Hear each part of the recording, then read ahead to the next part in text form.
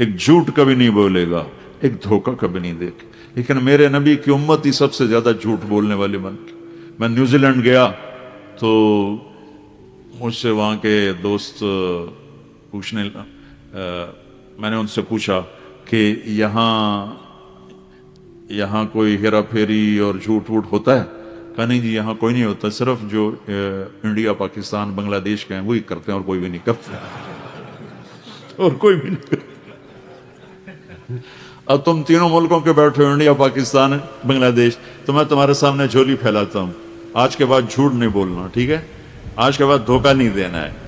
Paper بنانے کے لیے ان کی لڑکیوں سے شادی نہ کرو، ایمانداری کے ساتھ شادی کرو، مجھے کوئی اعتراض نہیں، لیکن اس لیے شادی کرنا کہ پیپر بن جائیں، لعنت ہے اس دھوکے پر۔ میرے نبی کی امت بن کے ایسے عیسیٰ علیہ السلام کی امت کے ساتھ فراڈ نہ کرو۔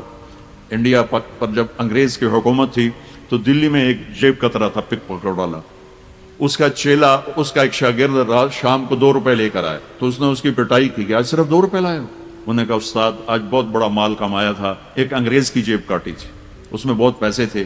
4 قدم چلا تو مجھے خیال آیا اگر قیامت کے دن عیسیٰ علیہ السلام نے میرے نبی کو گلہ دے دیا کہ آپ کے امتی نے میرے امتی کی جیب کاٹی تھی تو میرے نبی کو شرمندہ ہونا پڑے گا، تو میں نے جا کر اس کو وہ واپس کر دی اور 2 روپے اپنے دے کھسکا کے لے آئے۔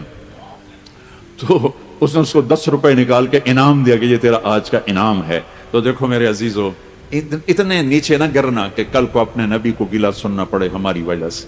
سچائی کے ساتھ رہو، دیانتداری کے ساتھ رہو، کام کرنا ہے دیانتداری سے کرو، یہاں کا ٹیکس پورا ادا کرو۔ یہاں کی حکومت تمہارے لیے کتنی سہولتیں دے رہی ہے، کتنی سہولتیں دے رہی ہے، اور تو کتنے تمہارے لیے وہ کام کر رہے ہیں، تمہارے سڑکیں کتنی اچھی ہیں، ہاسپٹل کتنے اچھے ہیں، تعلیم ہے، تو اللہ کے واسطے ہیرا پھیری کر کے ٹیکس بچانا۔ مسلمان جھوٹ نہیں بولتا، سب کچھ دینا پڑ جائے۔ جس قوم کے پاس کربلا کا واقعہ ہو وہ جھوٹ بولے گی،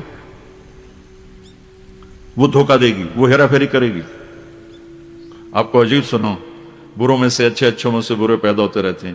یزید کا بیٹا معاویہ بن یزید رحمت اللہ علیہ، اس کے باپ نے فرعون بن کے حکومت کی اور 3 بر اعظم پہ جھنڈا لہرا رہا تھا۔ وہ مر گیا 42 سال کی عمر میں، اس کا بیٹا بنا امیر المومنین 22 سال کی عمر، بھرپور جوانی، اور حکومت کتنی؟ 3 بر اعظم، افریقہ، ایشیا، یورپ۔ کیپ ٹاؤن کی دکان نہیں، 3 بر اعظم تے جھنڈا لہرا رہا ہے۔